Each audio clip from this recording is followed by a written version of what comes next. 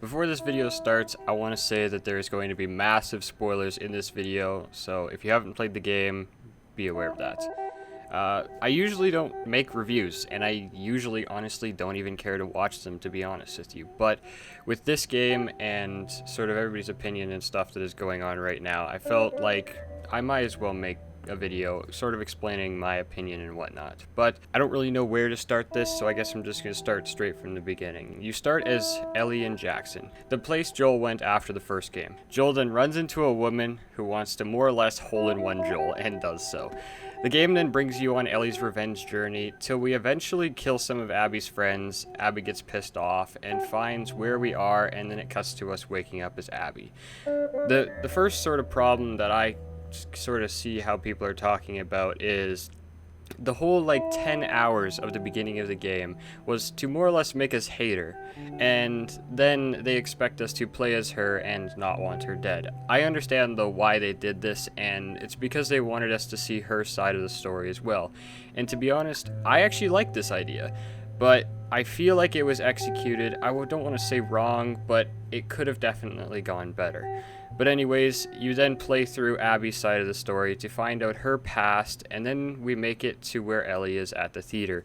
We have to then beat the fuck out of Ellie, and Abby wants to kill Dina, but Lev stops her. And then it cuts to Ellie and Dina having a happy life at a farmhouse. Long story short, Ellie is suffering from PTSD, and then Tommy somehow convinces her to go after Abby again, and Ellie then leaves everything she has to be alone and hunt for Abby.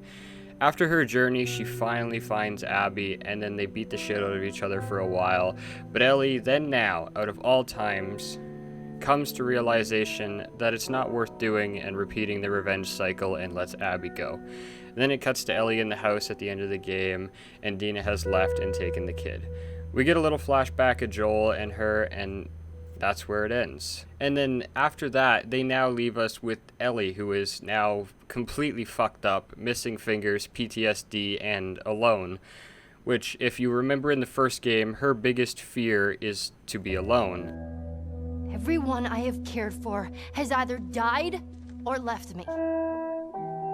Everyone fucking except for you. So don't tell me that I would be safer with someone else, because the truth is I would just be more scared. And here she is at the end of the game, alone, mentally and physically scarred for life now. So in my opinion, the story is good. It was just executed wrong, and I'm not too happy with the ending, to say the least. But I'm not going to rip on this game and then not say how I think it could have been a 10 out of 10 game.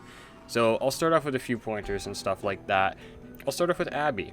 They wanted us to hate her so much, and then they make us sort of feel for her, which I feel if maybe we played the game as Abby and then found out at the end her father was the doctor Joel killed, that could have changed the game a lot. And another thing is flashbacks. I personally quite like flashbacks, and especially if they are done correctly. But a lot of people are ripping on it for being disorienting, annoying, but done correctly, as I said, I like them. And I feel this game did a good job with flashbacks, but they're definitely not perfect. I'm sorry, I literally cannot think of a way to make them better or any sort of thing like that. But if you have an idea or you want to comment down below, be my guest, I'll be happy to read it and why. I get what they were trying to do though, and the story they were trying to tell, but I feel like the execution, I wouldn't want to say it was done wrong, but it could have definitely been done better. I might have already said this already, but if they switched the order of the game and added a little more and here and there, it would have probably made a massive difference. The part that bothers me the most, and I think a lot of fans too, is the lies. Someone said in an article, I didn't fact check this or anything, but I think it might have been Neil, that Ellie is the only playable character. And then they made it seem like Joel was in the game in places that he wasn't. Like, for an example, when he says, "You think I'd let you do this on your own?" and Jesse's there now instead of Joel. But I get why they made these quote-unquote, in quotations, fake trailers, but I don't think it was the right move. It's definitely good that they didn't tell us Joel was dead, because that would have just completely ruined it, but I don't think they should have lied about him being alive in places that he necessarily wasn't. And this is where I come to level design. I personally enjoyed it, But if you sit back and sort of take a deep dive and look at it, I don't want to say the same thing over and over again, but it sort of is, and it's just, as I said, the same thing over and over again just to reach the plot. Don't get me wrong, though. You shouldn't have an RPG and be running at clickers and people and stuff like that. But I feel like the stab or choke kill and just that over and over and over again can get kind of repetitive. But I understand why they did that. But I feel like something that they could have maybe added to sort of make those feelings and those times of just having to kill over and over and over again and doing it the same way, other than, of course, you can either run around or something like that, is maybe make it so we can use the level as our weapon. I know that probably wouldn't be the easiest thing to add in or whatnot, but I feel like if you were allowed to use your weapons too, that would change the game dramatically. Before I give a conclusion, I want to share these few little points quickly that I couldn't really think of a stupid spot to put them. I think I said this already, but the Quicktime Events could have been better. Like in God of War, I think when it's sometimes triangle, sometimes circle, sometimes X, sometimes square. I feel like instead of just making it spam square every time someone gets on top of you or you enter through a certain area or something like that, I feel like they could have changed it up a little bit and made them feel more like actual events than just an encounter that you have to spam square on. I think I already said this already though as well. I find that a reoccurring thing. I'm literally reading a script and my dumbass cannot proceed to apparently write this properly, but I feel if they changed the order and tightened things up, as I said, I think before, it would have changed the game absolutely completely. But I do applaud them for trying something different, but I feel like they should have gotten more people's input on the game before they released it, and maybe we wouldn't be in such of a situation at this. Hopefully they will take what is amazing out of this game and learn from what is bad and make part 3 better, if not the same as number 1, because that would be amazing. When playing this and looking back, I feel as this game didn't fully fit in the story, because Ellie is afraid of being alone and then proceeds to leave everything to end up alone just for revenge.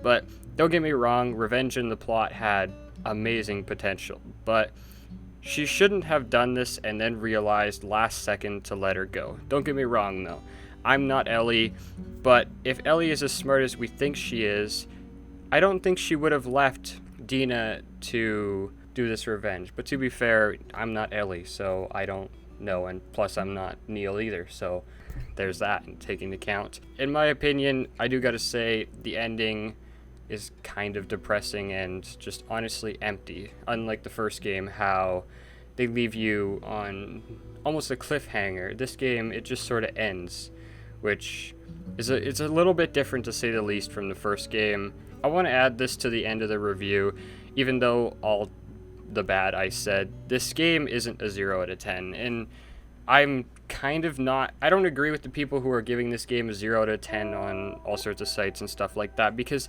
this isn't a 0 out of 10. Don't get me wrong, this is not a 10 out of 10 game, and far from it, and far from game of the decade or whatever, but it's not a 0. In my opinion, this is biased, of course, because I am a fan and I heavily enjoy this series, and I actually don't mind it. Mind you, all the bad things I am saying here, but I am still playing this. I'm actually on New Game Plus here in about a day, which is when I'm going to be starting, and I'm still going to have a lot of fun with it. Mind you, it is not perfect, as I said, but in my opinion, I'd give the game a 7 out of 10. It would have easily been a 10 out of 10 for me had they changed a few things and added a little bit of stuff here and there. And even though I don't fully agree with the story, it is the route that they took, and it is what it is. I'm a fan and literally always will be. But one last thing before I end this is character development. I find that it was personally done fairly well. I didn't see too big of a problem with it in there. And I like the idea of playing as Abby to see her side of the 3 days in Seattle, but the timing and the place of it, I can see why it's making people not really happy with how it went. And to be honest, I played the game, as I said, and it was far from the first game. It didn't leave me feeling anything in this one other than fucked up, depressed, and honestly asking why. So to sum it up, this game is far from the game of the decade like the first one. I still have way too many questions asking why or how this happened, but I don't think this should have been the ending to a series we love, and I know it isn't the definitive ending of course, Naughty Dog's Last of Us series, but it's not a good place to be stuck while we are waiting for part 3 or whatnot, or a DLC or anything like that. But this is my dumb little review though, and it wasn't perfect, and it was honestly far from amazing, to be honest with you. But I'd like to hear your opinion in the comments section of this video, and don't shit on me that hard, okay? People who give this game a 10 out of 10, because I love this game. I had a lot of fun with it. But I totally understand people's reviews and how they are shitting on it, like I have in half of this review. But I don't want that to get twisted. I enjoy this game, and I will for quite a while. But with that out of the way, I hope you guys enjoyed, and have a good one.